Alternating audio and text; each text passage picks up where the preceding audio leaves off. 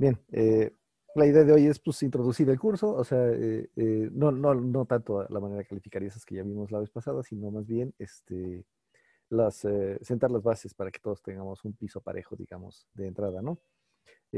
Nomenclatura y cosas por el estilo que tienen que ver con el contexto general. Pues bueno, me gustaría empezar con una pregunta. ¿Para qué sirve una computadora? Imagínense que ustedes les dan pues una laptop así, tuc, ¿no? Sin nada. O sea, les dan el hardware, pues, ¿no? ¿Para qué les sirve la computadora? ¿Para qué sirve una computadora? Pueden Pues contestarme de viva para voz o en chat. Ujú. procesar datos, de Podría alguna servir forma para yo eso. Sí. meto algún dato y me sale, se transforma y sale en otra cosa. Ajá, en efecto, eso es esencialmente lo que hacen las computadoras, pero si te la dan así solita, si te dan así nada más el hardware, ¿para qué te sirve eso? Pues no serviría para nada, ¿no? Necesitaríamos el sistema operativo para comunicarnos. En efecto, ya no serviría para nada, ¿no? De pisapapeles para jugar Call of Duty. Eso estaría chido. Este, como pisapapeles. Si es una laptop delgadita, a lo mejor como tabla para picar, ¿no? Pero no serviría para nada. Las computadoras solo sirven por lo que me dijeron antes, porque ejecutan algoritmos. Una computadora es esencialmente útil porque es un ejecutor de algoritmos, pero necesita todo lo demás, ¿verdad? Las computadoras son útiles porque son ejecutores de algoritmos, porque hacen lo que nosotros les digamos que hagan, ¿no? Es para eso que lo sirve, para lo que sirve. La computadora solo es útil o es útil nada más porque es capaz de ejecutar programas. Y por supuesto, típicamente nosotros escribimos programas en lo que llevamos lenguajes de alto nivel, ¿no? Yo con mis Raspberry Pi. Este, es, nosotros los programamos, decía yo, ¿no? En lenguajes de alto nivel, pero no siempre ha sido así, ¿no? Por cierto, hace poquito eh, se conmemoró a todas las programadoras de ENIAC, ¿no? Que todas ellas eran mujeres, eran 4 o 5 mujeres asociadas al proyecto ENIAC, todas ellas eran las que programaban la máquina. ¿En qué consistía programar ENIAC? ENIAC fue la primera computadora electrónica de propósito general de la historia. Eh, hay que distinguirla de la primera computadora electrónica de la historia, aparentemente, ¿no? Hubo un litigio legal, de hecho, a propósito de eso. ENIAC se denominaba la primera computadora electrónica de la historia, pero resulta que hubo una antes, eh, una Atana Software Computer, ABC, y entonces se estableció un litigio legal entre esas dos para ver quién era la primera computadora electrónica de la historia. La primera computadora electrónica de la historia resultó ser la Tana Software Computer, que solo servía para invertir matrices. Así que la primera computadora electrónica de propósito general de la historia es ENIAC. Así lo determinó un juez en 1973. Pero bueno, es la primera computadora electrónica de propósito general, lo que significa que hace cualquier cosa que nosotros le digamos, ¿no? Lo que significa que es pura incompleta, pues, o sea, que hace puede ejecutar cualquier algoritmo, digamos, ¿no? En principio. Cámara. Pero ¿en qué consistía su generalidad? ¿Cómo podíamos programar a ENIAC? Las mujeres que están ahorita ahí en esa ilustración están programando ENIAC. Programar ENIAC consistía en ir a esos paneles que están ahí, desenchufar cables de la posición en la que estaban y reconectarlos de otra manera. Realmente ENIAC era una computadora de propósito general porque era realmente una colección de muchas computadoras diferentes. Si la alambrabas de diferente manera, tenías una computadora diferente que hacía cálculos diferentes, pues, ¿no? Entonces, bueno, su generalidad, su programación consistía en ir a desenchufar y enchufar cables. Eso no es trivial, ¿no? O sea, programar así es terrible. Así que, digamos, reprogramarla era una labor de días enteros, ¿no? Así que, mm, por supuesto que se dieron cuenta de eso los que participaron en el proyecto. Este, Eckert, Mockley, Goldstein y como consultor von Neumann. Se dieron cuenta de eso, de que era una monserga hacer eso. Y dijeron, no, esto no puede ser así. O sea, hay que inventarnos otra manera de programar la computadora, ¿no? Y pues discutieron eso así, una charla informal, digamos, entre ellos. Y dijeron, no, pues sí, hay que hacer otra cosa. La computadora tiene memoria para guardar datos. Nos suministramos datos y los tienen que almacenar en algún lugar, así que los almacena en una memoria y luego los procesa de ahí a través del programa y entrega resultados que también son guardados en la memoria. Podríamos aprovechar esa misma memoria para guardar pues, programas, ¿no? Digamos, guardarlos como si fueran datos, pero que la computadora los interprete no como datos, sino como programas a ejecutar. Bueno, ENIAC, por cierto, es el acrónimo de Electronic Numerical Integrator and Computer. Ahí están los nombres de los participantes en el proyecto, los líderes del proyecto. Y decía yo que entonces hay que buscar una alternativa para programar la computadora. ¿Qué tal si entonces usamos la memoria para guardar programas ahí, ¿no? En la misma memoria donde guardamos los datos, guardamos datos que realmente son interpretados no como datos, sino como programa, ¿no? Esa idea la plasmaron en un escrito, ¿no? A first draft of a report on the EDVAC, que es EDVAC es, digamos, el nombre de la computadora que iba a continuar el linaje de ENIAC. Y quien puso en blanco y negro esas cosas, quien escribió el memorándum de esa reunión que tuvieron, fue von Neumann. Él fue el que se encargó de escribirlo. Realmente era una idea que discutieron entre todos, pero él fue el que lo puso en blanco y negro.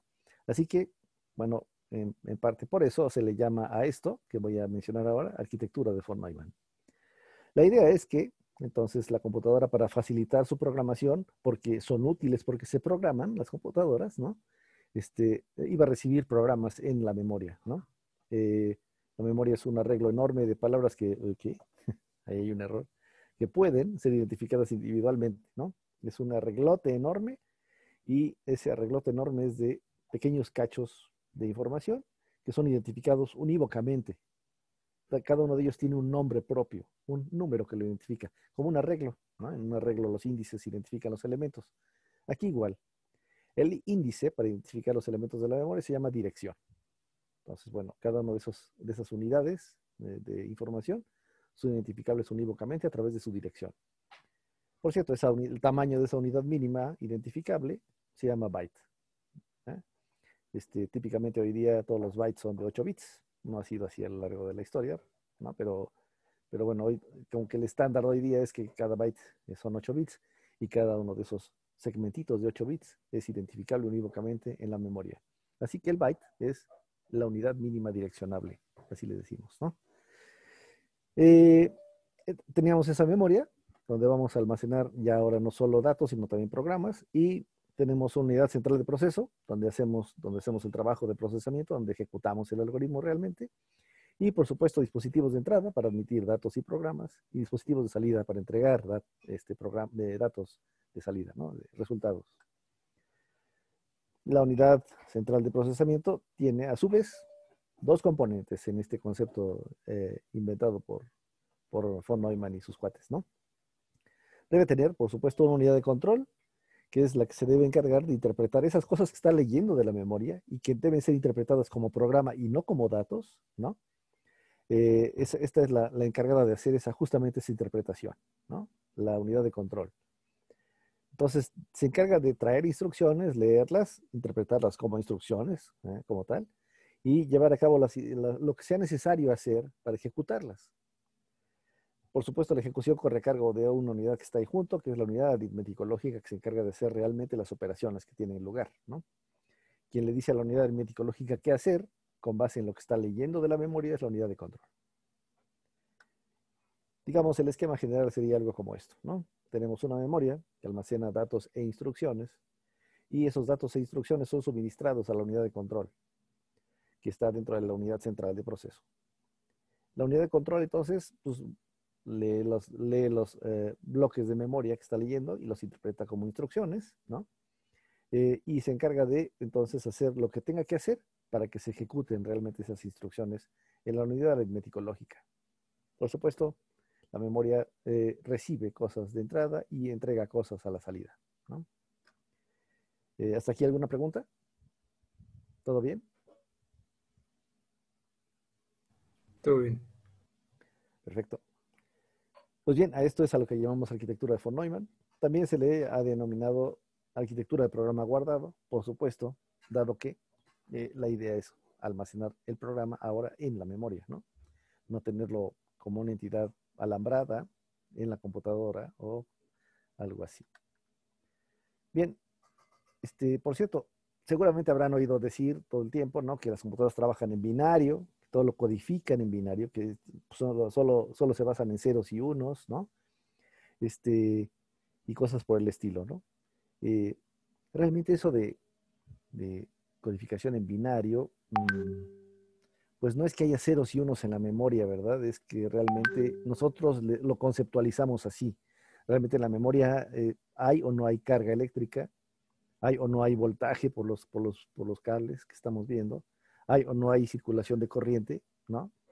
Y ese hay o no hay, nosotros lo conceptualizamos como ceros y unos, ¿no? Conviene, digamos, aclarar eso, ¿no? Realmente hay como la parte física y nosotros la conceptualizamos en una abstracción inicial, que es justamente esa, ¿no? Interpretar las cosas en base 2, en ceros y unos, ¿no? Pero bueno, ¿por qué trabaja en binario? No siempre ha sido así. ENIAC trabajaba en base 10, era una computadora decimal, pero desde 1962 ya no se hacen computadoras decimales. ¿Por qué? ¿Por qué ya no hay otras opciones? ¿A ustedes por qué se les ocurre que ya no haya otras opciones? Creo que el binario Nada más tiene como dos dígitos y se pueden, o sea, ahora sí que que es como prendido y apagado a nivel de electricidad. Ajá, tú dices porque es más fácil representarlo, digamos. ujú, Son más eficientes, dice Nicolás. Es lo más Porque sencillo, dice Fausto. Ajá, perdón. Porque cuando se dieron cuenta de eso, que era como más sencillo representarlo con presencias y ausencias y que eso se relacionaba con ceros y unos, se estandarizó así, pues ya todos lo hacen así. Paola dice, en efecto, que es como por mínima representación, digamos, ¿no? Igual que Fausto. Eh, pues sí, en efecto. Y de hecho, todas las razones que están dando aquí en el chat, por eficiencia, por sencillez, por simplicidad, todas esas son válidas, en efecto, ¿no? Este, imagínense esto. Imagínense que tiene un tiro al blanco, como el que está a la izquierda ahí, ¿no? Tiene señalados círculos concéntricos desde el 0, que es el centro, digamos, hasta el 10. O sea, está en base 10, ¿no? Esa cosa. Este, Hay entonces 9 círculos concéntricos y el centro. Y ustedes se ponen a, pues no sé, unos 8 metros de ese tiro al blanco y les doy un dardo y les pido que me digan a qué número le quieres dar. Y los dejo que disparen. La probabilidad de que le den a al número que ustedes me dijeron, pues por supuesto, debe haber alguna cierta probabilidad de que le peguen, ¿no? Si les doy en cambio el círculo que está a la derecha, la diana que está a la derecha, que nada más tiene 1, 2, 3, 4 círculos, ¿no?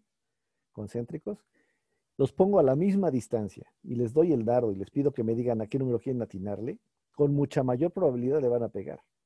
¿Están de acuerdo?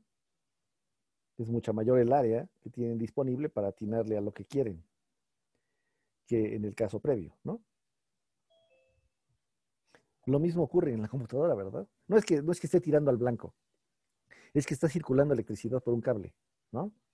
Y ese cable pues está sometido a presión atmosférica, temperatura, etcétera, ¿no? Y conduce mejor cuando hace menos calor.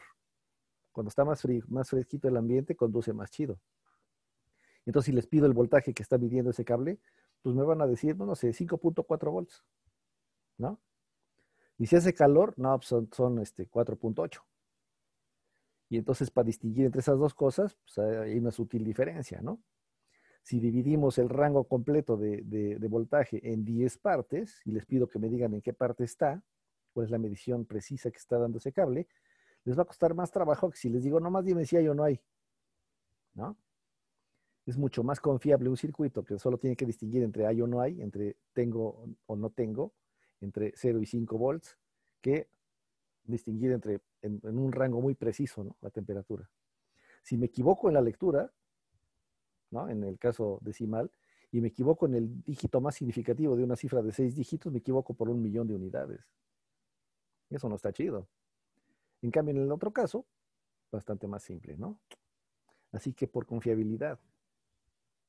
Pero también, ¿no? Este, Probablemente la tesis de maestría más famosa de la historia o más útil de la historia haya sido la de Claude Shannon, ¿no?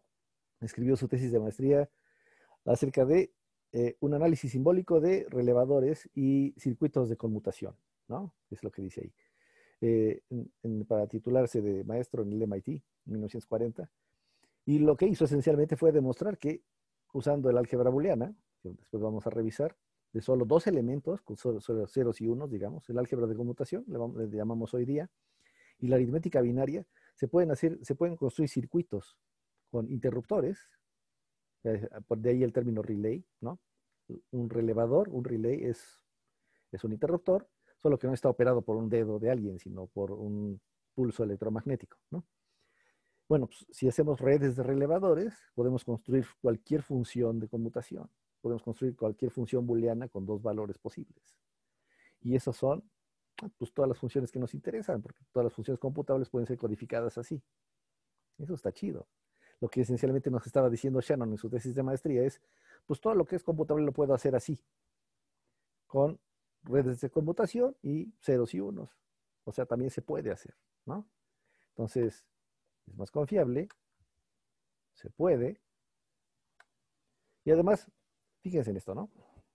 Imagínense que tienen que hacer, pues no sé, hay que hacer un circuito que calcule una suma, digamos, ¿no? De dos números, de dos operandos, de tamaño n, tamaño de n dígitos, digamos, ¿no? En decimal, entonces, su circuito tendría que contemplar que va a poder recibir alguno de los 10 a la n posibles valores para cada uno de esos dos números. Y tendrían que hacer el circuito para calcular, a final de cuentas, cada uno de los dígitos de salida, considerando cada una de las 10 a la n posibles valores de entrada de cada uno de los dos. Chale, es, es muy complejo eso, porque hay que hacer todos los ifs posibles de esos valores. Para cada dígito hay que preguntar si vale de 0 a 9. Y, ¿no? Eso suena difícil. En cambio, en binario, tenemos 2 a la n posibles valores para cada uno. También es exponencial, pero la base es mucho más chiquita, 2 a la n, no 10 a la n. Para cada uno de los dígitos hay que preguntar solo dos posibilidades, ¿es 0 o es 1? La complejidad combinatoria del circuito es bastante menor si usamos base 2 que si usamos base 10. Así que hay tres razones por las que nuestras computadoras actuales trabajan en base 2. Una es por la complejidad de los circuitos que están involucrados, se minimiza si usamos base 2. Otra es porque podemos hacerlo, gracias a Shannon. Y otra es porque es más confiable hacerlo así, ¿no? Así que, ¿preguntas hasta ahorita? ¿Todo bien? Ahí tiene la explicación de por qué trabajamos siempre en base 2, los computólogos, ¿no? Y por qué nuestras computadoras trabajan en base 2. Perfecto. En síntesis, decía yo, entonces, nuestras computadoras trabajan en binario porque son más confiables, porque pueden hacer lo que sea así y porque así son más simples, ¿no? Mire, un ejemplo de un cálculo hecho con interruptores, ¿no? Todos conocemos la disyunción lógica, ¿no? Y la conjunción lógica. Los vieron ustedes en estructuras discretas, ¿no? Una batería, ¿no? Eso es un circuito bastante simple. En una batería, un foco que se prende y es 1, se apaga y es 0, ¿no? Y dos interruptores, cuando están abiertos están en 0, cuando están cerrados están en 1, digamos, ¿no? Y entonces, pues, este circuito realmente lo que está haciendo es calcular una disyunción, un OR, ¿no? Un más en términos de lo que vamos a ver en este curso al rato. Si los conectan en paralelo, si los conectan en serie, como necesitan que ambos estén cerrados para que se prenda el foco. Así que esto está calculando un AND, una conjunción, ¿no? Y son, digamos, dos circuitos muy simples y con base en estos podemos construir más complicados y más complicados hasta tener todas las funciones habidas y por haber en términos de la lógica de proposiciones, ¿no? La lógica proposicional. Sí, ¿se acuerdan de estas, no? Las vamos a usar todo el tiempo. El OR y el AND. Y a veces vamos a usar el OR negado y el AND negado. Y vamos a usar otra a veces que es el XOR, ¿no? que también seguramente ya conocen. El chiste es que estas dos, el OR y el AND, si contemplamos una especie de operador que sea el NOT, o sea, que transforme un 0 en un 1 y un 1 en un 0, ¿no? Entonces tenemos una cosa que se llama un conjunto completo de operadores. Es decir, un conjunto de operadores tales que con esos me basta para construir cualquier función de conmutación posible, ¿no? Cualquier función booleana de dos valores posibles. La conjunción, la disyunción y la negación son un conjunto completo. Entonces me basta con representar esas. Eso es lo que hizo esencialmente Shannon, ¿no? Demostrar que con esas basta para hacer lo que uno quiera, ¿no? Con circuitos que calculen esas, pues. Lo esencial es entonces, fíjense, tener esto, ¿no? Tener interruptores. Esa es la clave del éxito aquí. Porque el interruptor me permite dejar pasar o no, o tener un valor o no. Es decir, es intrínsecamente binario el interruptor, ¿no? Así que me interesan los interruptores. Siempre que... Mande, perdón. Ah. Ya. Decía yo que es un conjunto completo, ¿no? Lo esencial es entonces tener ese dispositivo de conmutación. Podemos llamarle interruptor, ¿no? Y sería operado a mano, o podríamos no hacerlo así, ¿no? El ejemplo son los relevadores electromecánicos que habíamos mencionado, ¿no? A propósito de Shannon. La tesis de Shannon estaba hecha pensando en estos dispositivos. Pues, esencialmente son interruptores, pero funcionan con base en un electroimán que les dice si cerrarse o abrirse, ¿no? Y las primeras computadoras electromecánicas utilizaban justamente relevadores que eran muy usados en la industria, bueno, en las compañías telefónicas ya, ¿no? Para cerrar y abrir circuitos, y poder hacer llamadas o colgar, ¿no? Pues bueno, aprovechando esa tecnología, pues empezaron a construir las primeras computadoras que, como decía yo, eran electromecánicas, ¿no? Como las de Konrad Zuse, las Mark de IBM y demás. Y esas, digamos, serían, algunos autores las ubican como la generación cero, ¿no? La generación de las computadoras electromecánicas. Si pensamos en computadoras electrónicas, entonces la primera generación utiliza ¿qué? Como relevador, ¿no? ¿Qué? Como interruptor. Recuerden, ¿no? Siempre lo que nos interesa es un dispositivo que pueda abrirse y cerrar, que pueda abrir y cerrar, que pueda dejar o no pasar la corriente. Nos interesan dispositivos de conmutación, interruptores. ¿Qué hace las veces de interruptor? En las computadoras electromecánicas, esto, el relevador. Después, bueno, en la primera generación de computadoras electrónicas, las válvulas de vacío o bulbos. Posiblemente, bueno, no, está muy difícil ya estamos muy lejos de eso. ¿Alguno de ustedes conoció alguna vez algún aparato de bulbos? No. No, pues ya están muy lejos, ¿verdad? Yo todavía cuando era chiquito, ajá, ¿en serio? O sea, Nicolás y Santiago sí vieron televisores, y Adrián también, televisores de bulbos en casa de su abuelita. Órale. Cuando yo era niño, pues la televisión de mi casa era de bulbos todavía, en efecto, ¿no?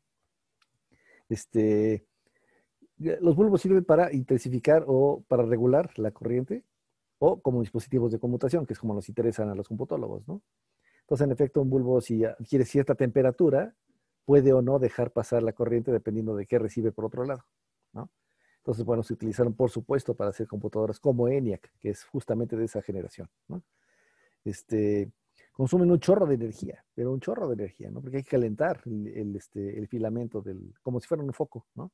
Hay que calentar el filamento del bulbo, entonces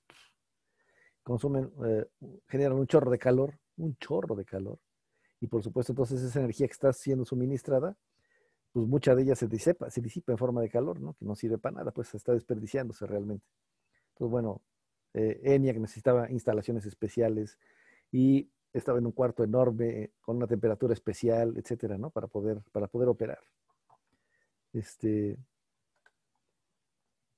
Un premio Nobel después, la segunda generación de computadoras, gracias a los trabajos de Bardeen y Brattain y Shockley, se inventa el transistor, ¿no? En los Bell Labs. Y entonces, pues, también ¿para qué sirven los transistores? Para lo mismo. También pueden servir como amplificadores, ¿no? O como interruptores.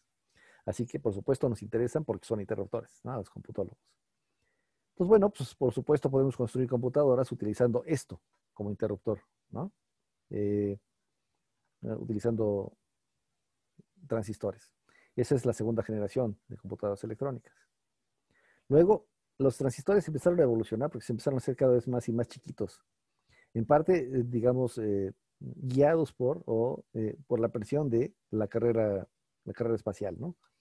Y entonces después, por supuesto, eran tan pequeños que se podían hacer pues, bastante más chiquitos y podían caber más en un solo espacio, en un espacio reducido, para poder pues, meterlos en una cápsula espacial y lanzarlos, ¿no? Y esa miniaturización del transistor pues hizo que pudiéramos construir circuitos integrados. Así que la tercera generación de computadoras pues ya tenía varios transistores en una misma cajita, digamos, en un mismo circuito integrado como este que vemos aquí, que es de los primeros, ¿no? Digamos, podríamos pensar en tener unas decenas de transistores por circuito integrado, ¿no? Pero se siguieron haciendo chiquitos. Se pudieran hacer todavía más pequeños. Y entonces después podíamos poner muchos, miles, en un solo circuito. Y entonces eran circuitos integrados a gran escala. Very Large Scale Integration, son las siglas VLSI. Hoy día caben decenas de miles de millones en un centímetro cuadrado, ¿no? Entonces, en un solo circuito integrado tenemos, ¿no? Del orden de 10 a la 9 transistores.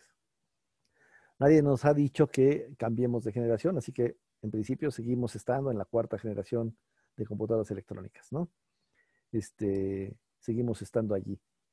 En algún momento, en la década de los 80, hubo como un boom de la propuesta de una quinta generación de computadoras, ¿no? Digamos, era una propuesta de Japón, ¿no? Y estaba orientada no tanto a un cambio tecnológico, sino más bien un cambio en cuanto a lo que la computadora iba a hacer intrínsecamente. Digamos que hasta este momento, ¿no? Hasta antes de los 80, la idea era que las computadoras ejecutaban las instrucciones de pues, un lenguaje ensamblador, un lenguaje de máquina, ¿no? Muy imperativo. La idea que tenían en Japón era hacer circuitos que en hardware, digamos, pudieran hacer cosas de programación lógica, como a lo mejor ustedes han visto alguna cosa en Prolog, ¿no? La idea es que como que Prolog fuera algo similar a él fuera el lenguaje de máquina de la computadora, ¿no? Eso, a decir de ellos, iba a darles más potencia, etcétera, ¿no? Pero fue de estas cosas que parecían una buena idea y, como suele suceder en inteligencia artificial, no es tanto porque resulta más difícil de lo que creíamos, ¿no? Es una característica de la inteligencia artificial, ¿verdad? Algunos detractores de la inteligencia artificial de los 70 decían, de los 80 decían, chale, le hemos invertido un chorro a estos problemas y ¿qué hemos obtenido? ¿No? A ver, inteligencia artificial, los desiderata de la inteligencia artificial de los 50 eran que las computadoras pudieran ver, que pudieran hablar, que pudieran razonar. Los desiderata de la inteligencia artificial de ahorita, de principios de los 90, de mediados de los 90, son que puedan ver, que puedan hablar, que puedan... Híjole, no hemos avanzado nada, ¿no? Esa era como la visión de los cuates que manejaban el presupuesto en Estados Unidos y cosas así, que no había que invertir en inteligencia artificial, ¿no?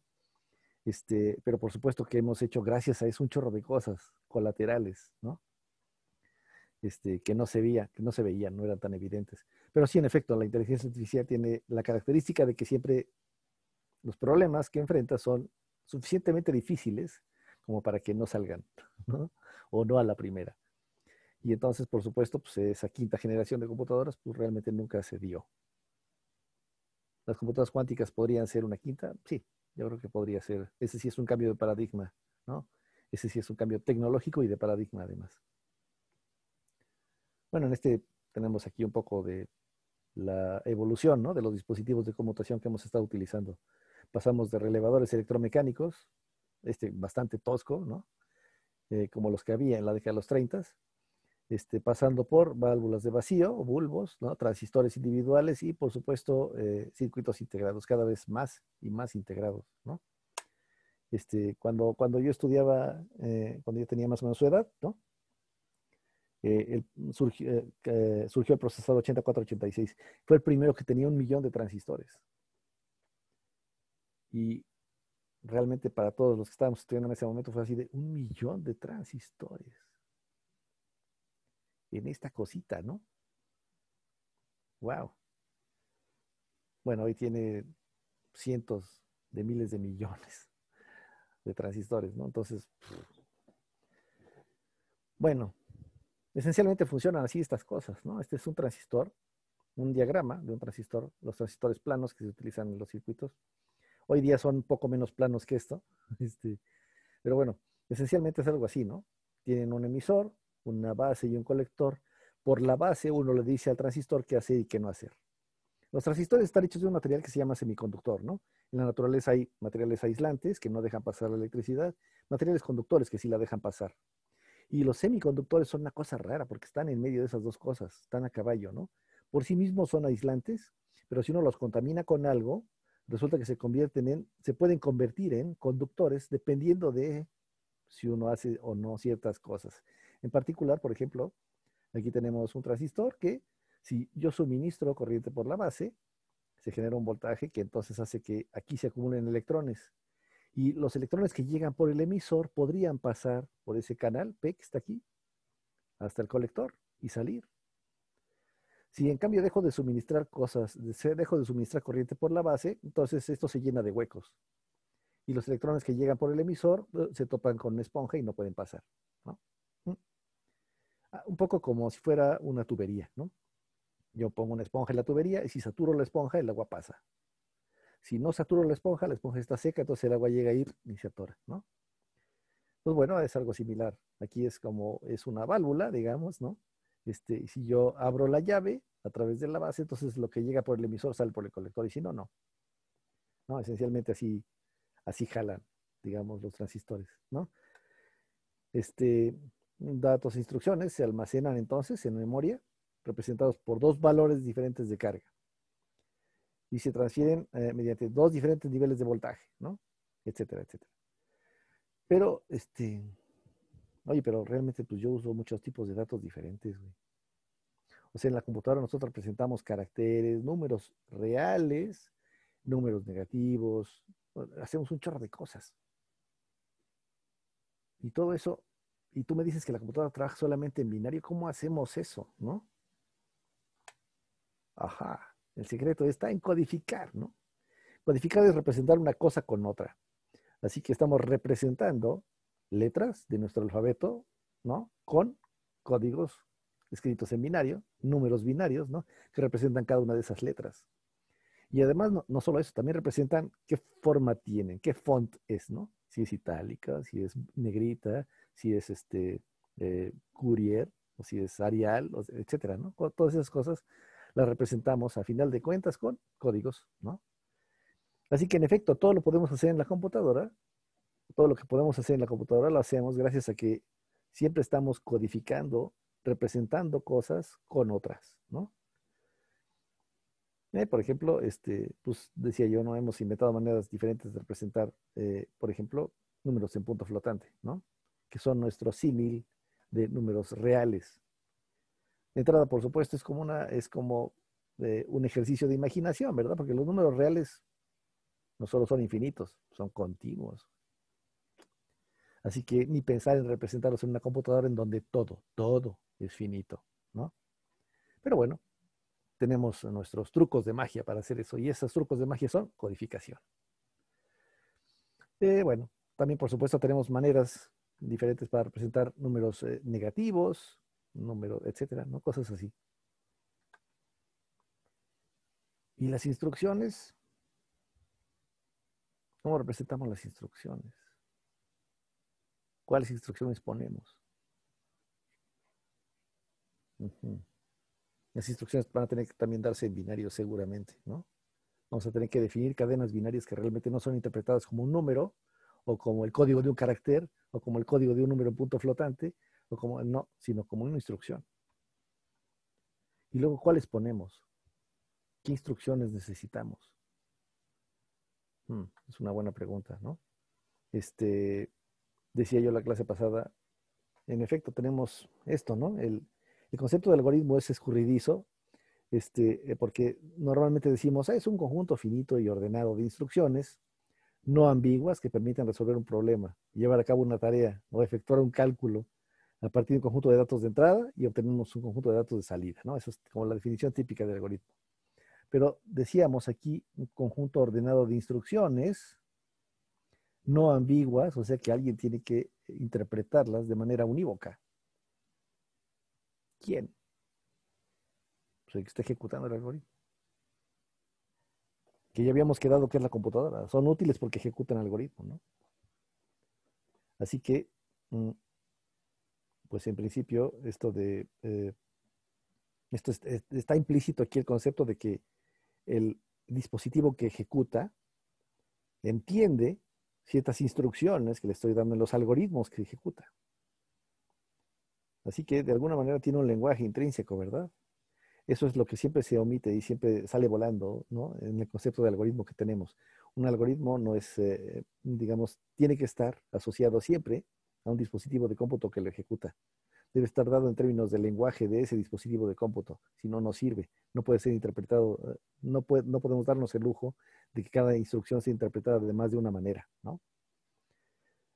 Así que bueno, por supuesto, entonces tenemos que codificar y decidir cuáles van a ser las instrucciones que forman parte del lenguaje del dispositivo de cómputo que se diseña, ¿no?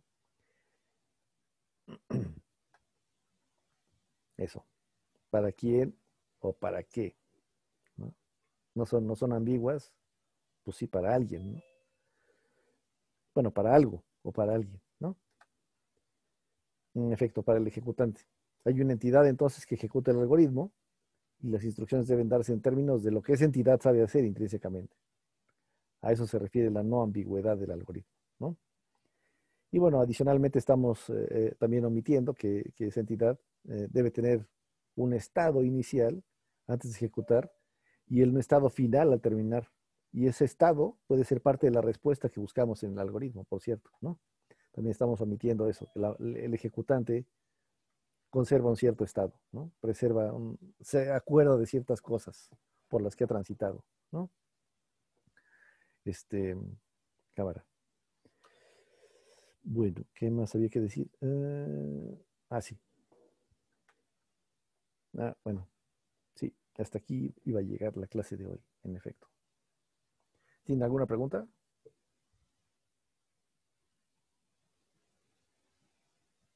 No, todo bien. Órale, de hecho, me pasé de lanza. Iba yo a llegar hasta transistores. Hasta esto. Porque además de todo tenía que decirles más cosas acerca de este. Uh-huh. Bueno, pero las podemos retomar después, porque vamos a hablar del diseño de transistores modernos, por cierto, ¿no? Hoy día, este canal P, son tan chiquitos nuestros transistores. ¿Han visto esta nomenclatura que suele utilizarse, ¿no? Para diseño de arquitectura, diseño de computadoras, que es a cuántos nanómetros trabajas, ¿no? Los chips típicamente tienen asociada una tecnología. Te dicen, este chip es de 22 nanómetros, este chip es de 14 nanómetros, etcétera, ¿no? Que significa, originalmente significaba el ancho de este canal. Ahora ya es como una cosa más difícil de determinar, pero está asociada de todas maneras con eso.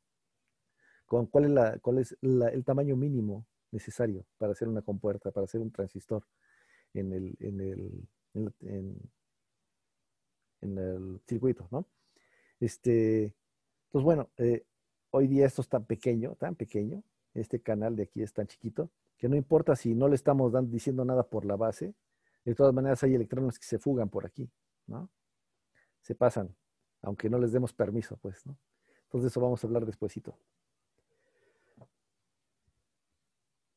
¿Cómo le explicarías a un niño de 5 años? Y en pocas palabras, ¿qué es una computadora?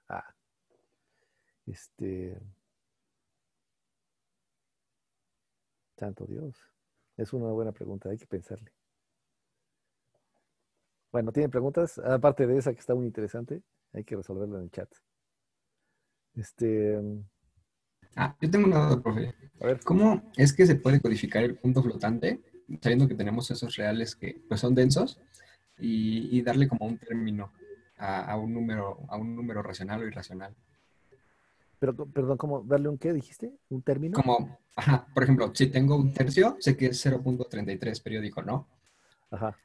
Pero ¿cómo puedo decirle, bueno, cómo la máquina sabe que es 0.33 y solo ocupa una unidad de la memoria? Ajá, pues tienes una representación finita y realmente lo que haces es aproximar ese número con la representación de punto flotante, ¿no? Permanentemente estás aproximando y cayendo tan cerca como puedes con la representación que tienes, ¿no? Los números en punto flotante están distribuidos y lo que estás haciendo con tus cálculos es realmente no caer en donde quieres, sino caer tan cerca como puedes de donde quieres con el número en punto flotante, ¿no? Siempre acaba ocurriendo eso siempre. Ok, gracias, profe. Cámara, entonces pues nos vemos el lunes de la semana que entra, ¿no? Sale. Ahí se ven, platicamos en el chat. Si necesitan algo, por cierto, estamos en el chat, ¿eh? No solo para cuestiones académicas, también para, si necesitan algo, lo que sea, nos pueden avisar ahí. Va, gracias. Cuídense mucho, por favor. Igualmente. Hasta luego. Perdón, creo que gracias, hasta luego. Hasta luego. Profe. Bye, bye.